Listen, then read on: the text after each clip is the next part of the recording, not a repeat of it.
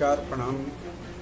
सबसे पहले वक्रतुंड महाकाय सूर्यकोटि समप्रभ निर्विघ्नं कुरु मे देव सर्वकार्येषु सर्वदा सर्वमंगल मांगल्ये शिवे सर्वार्थ साधिके शरण्ये त्र्यंबके गौरी नारायणी नमोस्तुते।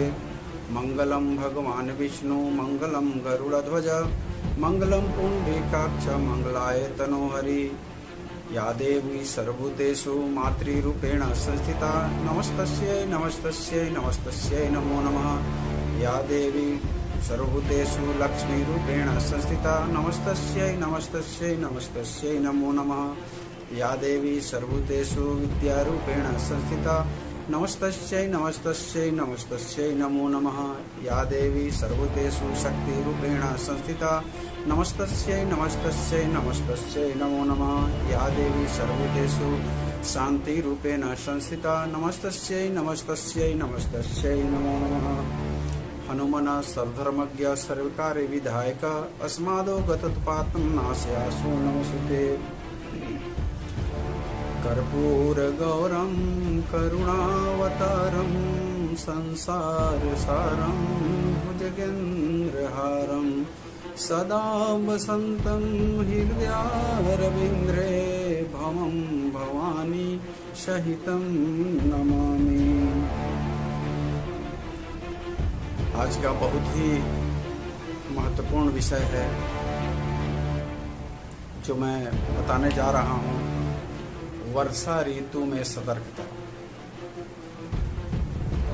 बहुत सारे ज्ञानी लोग जान भी रहे होंगे कि साल में 4 नवरात्र आते हैं। चारों नवरात्र का अपना कुछ खास महत्व होता है।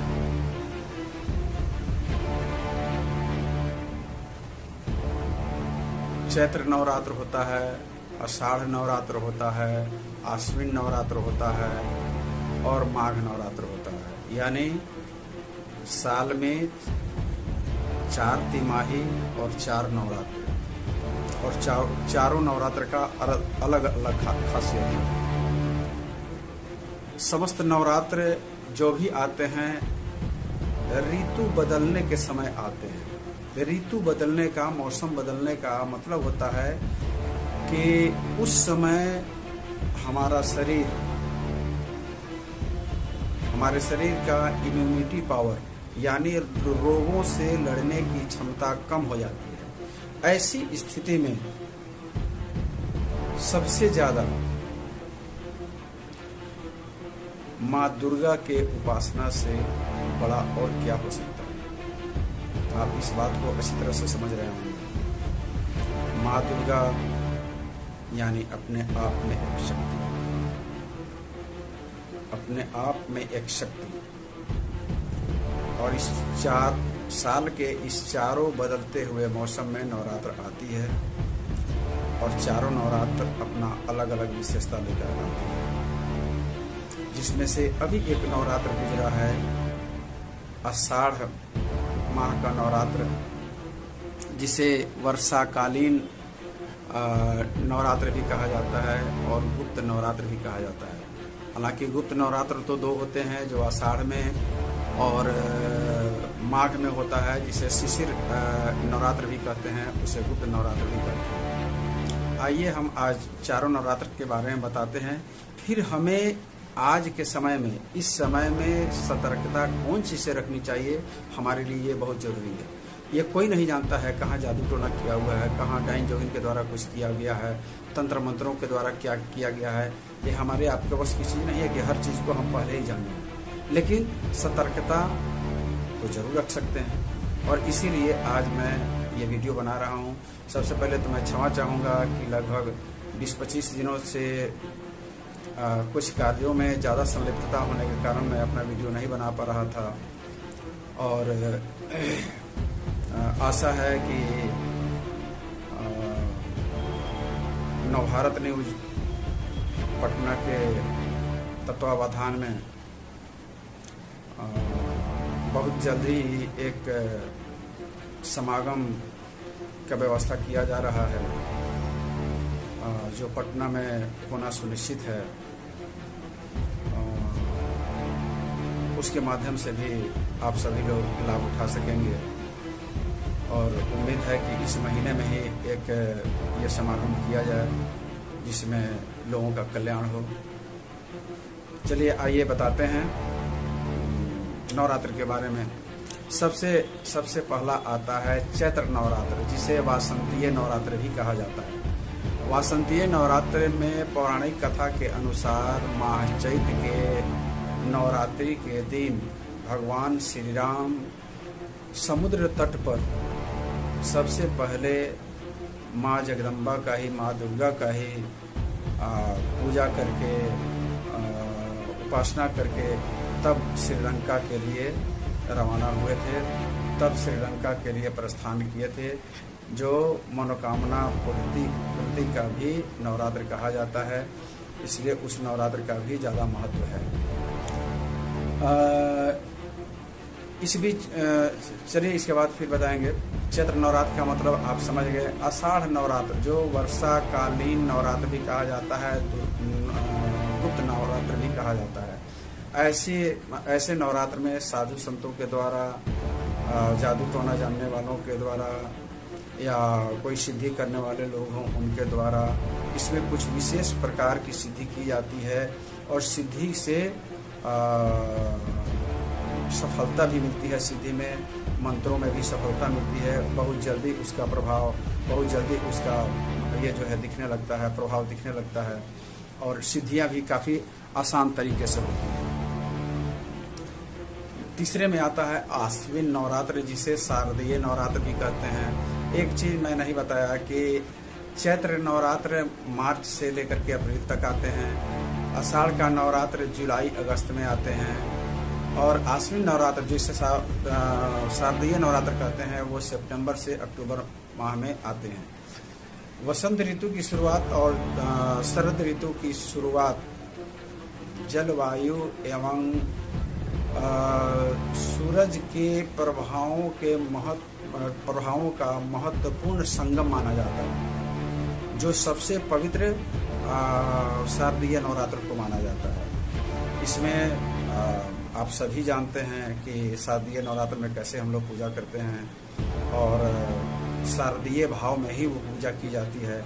और हर चीज़ों में भी सिद्धि मिलती है, जो खास करके गृहस्थ जीवन में इस समय बहुत ही उनकी कृपा होती है।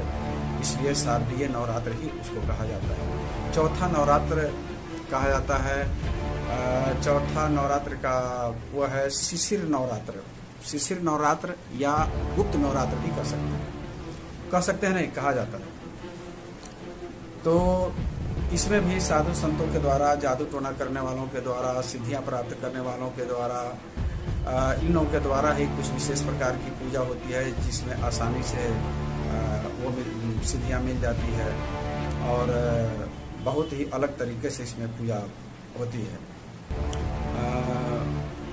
अब इसमें एक और चीज़, जहाँ तक मेरी जानकारी है, जैसे मैंने आपको बताया कि मौसम बदलते हैं तभी ये नवरात्र आती है। नवरात्र का मतलब शक्ति, अपने आप में शक्ति प्राप्त करना, जो माँ जगदम्बा, माँ दुर्गा का ही उपासना सबसे ज़्यादा प्रभावी होता है।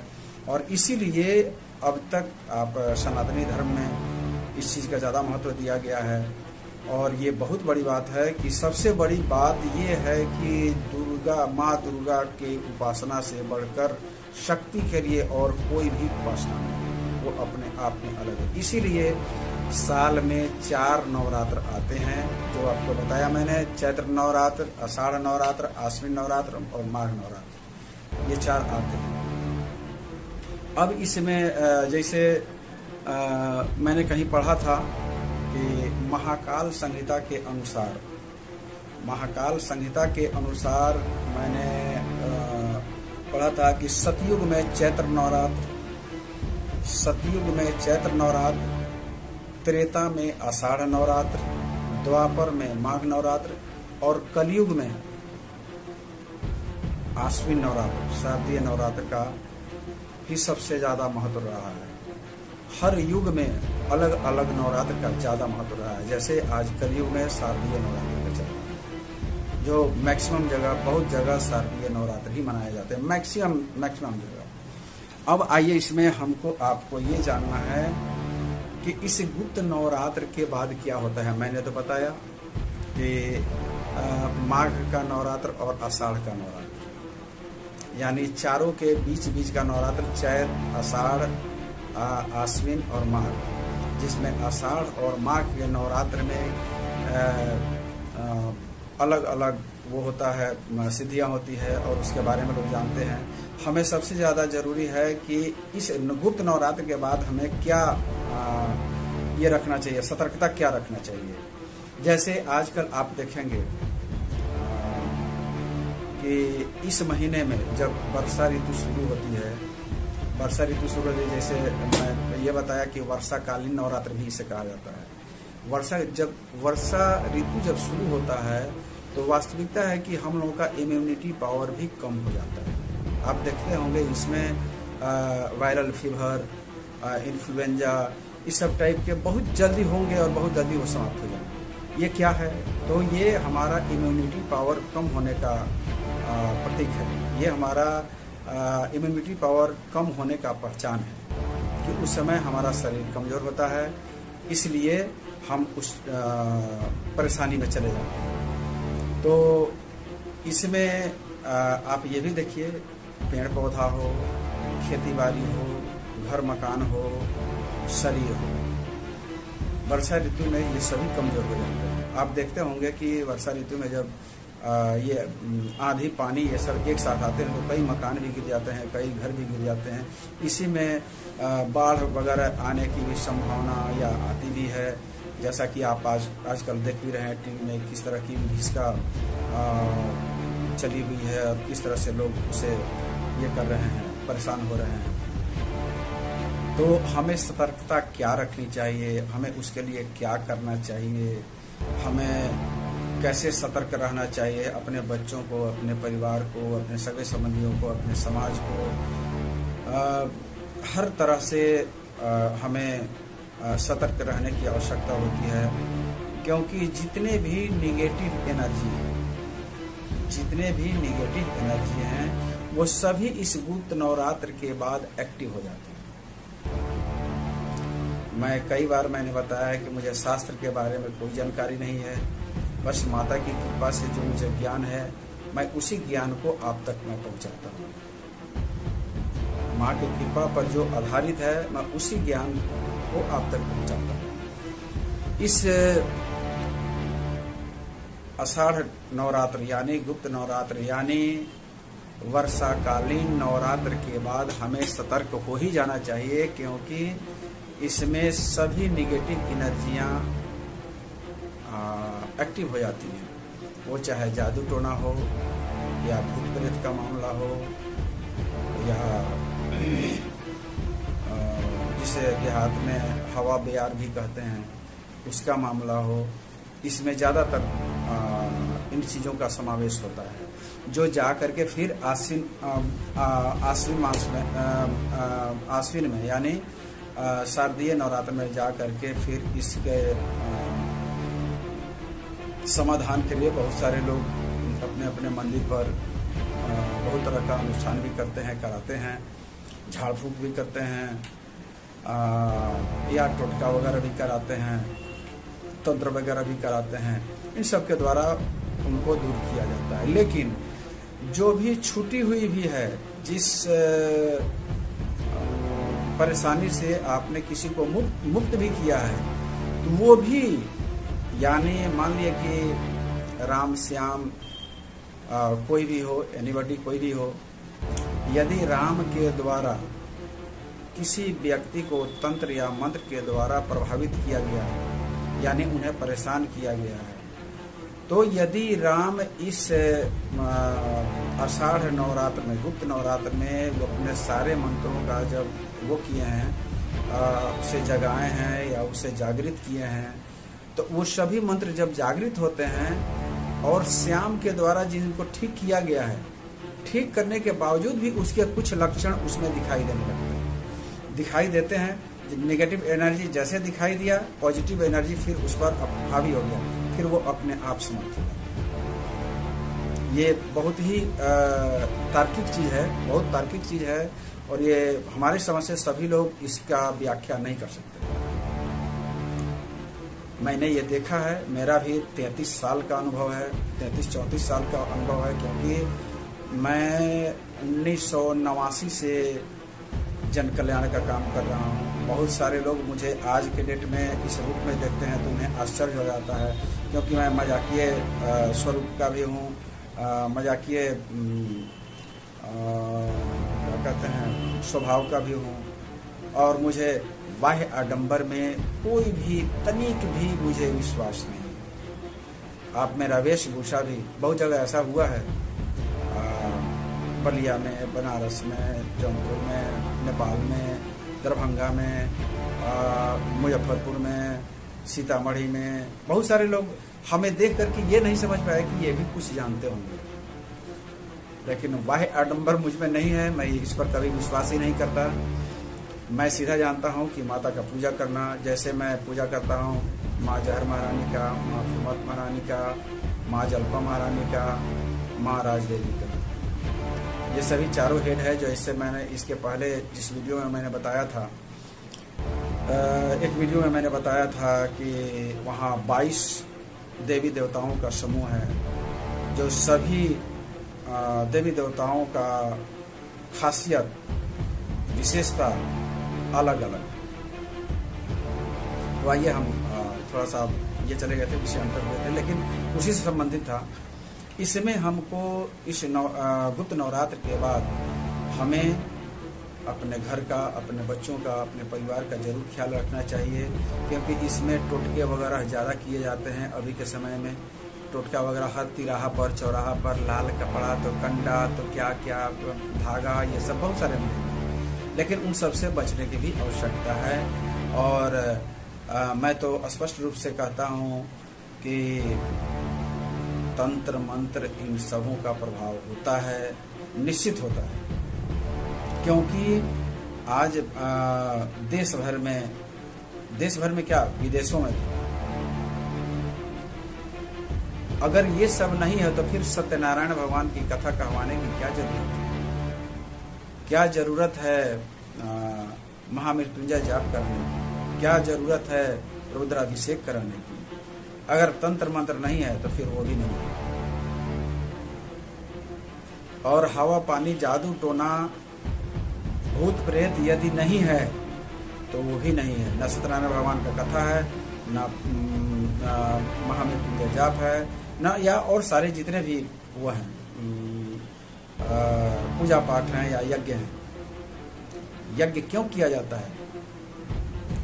जब आप अपने से परेशान हो जाते हैं, अपने शरीर में, अपने जमीन में, अपने घर में, अपने समाज में शक्ति प्रवाहित होने के लिए, शरीर को शुद्ध करने के लिए, मन को शुद्ध करने के लिए, आत्मा को शुद्ध करने के लिए यज्ञ कराते हैं। बहुत सारे लोग कहते हैं भूत प्रेत नहीं होता, अरे ये सब विश्वास करने की चीज नहीं, ये नहीं है, वो नहीं। तो फिर इस पर क्यों आप विश्वास करते हैं? क्यों महामृत्युंजय जाप होगा? क्यों सत्यनारायण भगवान की कथा होगी?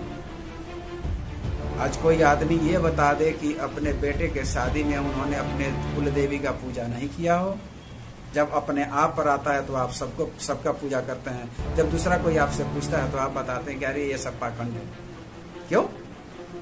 यदि पाखंड है तो सबसे पहले पूजा आप अपने बच्चों की शादी में या आपकी शादी में आपके देवता की पूजा क्यों होती है? क्या ये सभी लोगों को जानने की चीज है कि सबसे साधारण पूजा श्री सत्यनारायण भगवान का कथा कहा जाता है, जो कोई भी करा लेता है, आसानी से करा लेता है। उसके महत्व को सभी लोग नहीं जानते, किस पूजा का क्या महत्व है। उस पूजा में भी आपके कुल देवी, आपके ग्राम देवी देवता, कुल देवी देवता, ग्राम देवी देवता, इस राष्ट्र के भी देवी देवता, इस समाज के देवी देवता, नगर के देवी देवताओं का सबका आह्वान होता है। कहाँ रहते हैं आप? क्यों नहीं जानते इसे? क्यों आह्वान होता है? यदि यज्ञ का महत्व है तो जादू टोना और तंत्र मंत्र का भी महत्व है। निगेटिव एनर्जी, पॉजिटिव एनर्जी, ये सभी जगह व्याप्त है। ये आपके ऊपर निर्भर करता है कि आपका रहन सहन क्या है, आपकी सोच क्या है, और उसके अनुसार आप पर निगेटिव एनर्जी हावी होती है और उसके अनुसार आप पर पॉजिटिव एनर्जी हावी होती है। तो आज के समय में आज हमें, इसलिए आज का वीडियो का महत्व मैं इसलिए दे रहा हूँ कि अभी से लेकर के और आश्विन तक हमें सतर्क रहने की जरूरत है। कोशिश कीजिए अपने आंगन में नीप करके, अपने कुल देवी देवता के पास नीप करके, गंगाजल से नीप करके, पवित्र करके वहाँ पूजा पाठ करें। समय समय पर अपने घर के चारों कोने पर समय समय पर, या तो अंदर बाहर से यदि सुविधा नहीं है तो अंदर से भी सभी चारों कोने पर, या घर में जितने भी कोने पड़ते हैं उस सभी कोने पर अपने कुल देवी कुल देवता का, ग्राम देवता का, नगर देवता का नाम ले करके स्मरण करके एक कपूर लीजिए और उस पर 2-2 लौंग लीजिए। उस लौंग को सामने रख करके उन सभी लोगों का स्मरण कीजिए और उस पर रख करके जला दीजिए। ध्यान रहे कि ये क्लॉकवाइज होना चाहिए, एंटी क्लॉकवाइज नहीं। या तो पश्चिम दक्षिण का कोना से यदि आप शुरू किए हैं तो उसके बाद पश्चिम और उत्तर का कोना आता है, पश्चिम और उत्तर कोना के बाद पूरब और उत्तर का कोना आता है, पूरब उत्तर कोना के बाद दक्षिण और पूर्व का कोना आता है। ये जब ही चलेगा क्लॉकवाइज चलेगा। लेकिन एक चीज ध्यान रखने की जरूरत है, एक सबसे टेक्निकल चीज है कि मुख्य द्वार खुला नहीं होना चाहिए। यानी खुला नहीं होने का मतलब ये नहीं है कि गेट बंद होना चाहिए, किवाड़ बंद होना चाहिए, उसका मतलब वो नहीं है।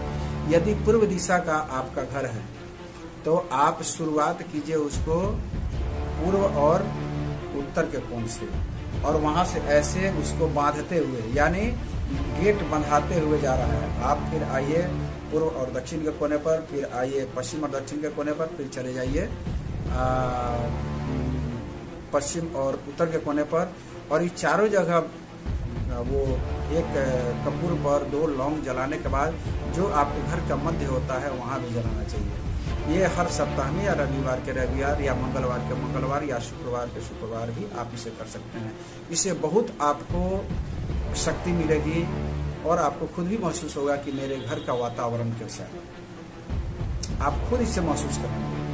समय समय पर अपने कुल देवी कुल देवता का स्मरण करके बीच आंगन में, या घर का जो मध्य पड़ेगा, सबसे बीच जो पड़ेगा, वहाँ पर गंगाजल से नीप करके कुल देवी देवता के नाम से अक्षत, लौंग, फूल, जो फूल जिस कलर का उन पर फूल चढ़ता हो वो फूल चढ़ा करके, और चारों तरफ से 21 दियरी से गोलाकार बना करके, 21 दियरी जला करके गोलाकार, जिसका फ्लेम, जिसका लौ बाहर की तरफ हो, वैसा भी चारों तरफ से घिर करके आप करेंगे पूजा।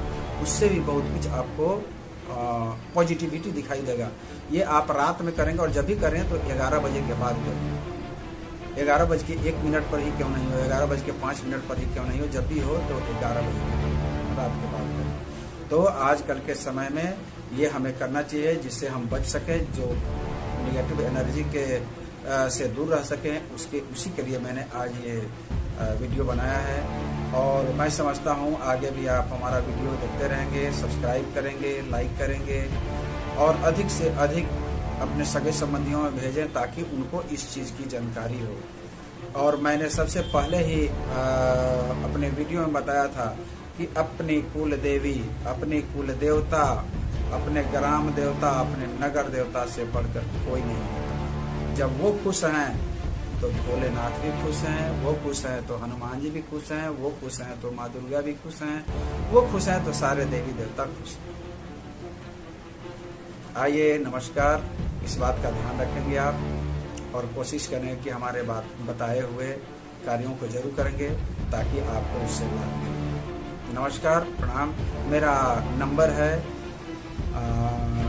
91134 19143। एक और नंबर है 90973 36075। इसके अलावा हमारे बहुत सारे वीडियो को आप देखेंगे। नवभारत टाइम्स का भी नवभारत न्यूज का भी वो दिया हुआ है, नंबर है, उस पर भी आप कॉल कर सकते हैं और प्रवीण जी के माध्यम से भी आप हमसे मिल भी सकते हैं, या प्रवीण जी द्वारा कराए जा रहे कार्यक्रम सेमिनार उसमें भी आप भाग ले सकते हैं। आइए, नमस्कार, प्रणाम, आप सभी का जय जय हो, आप सभी का।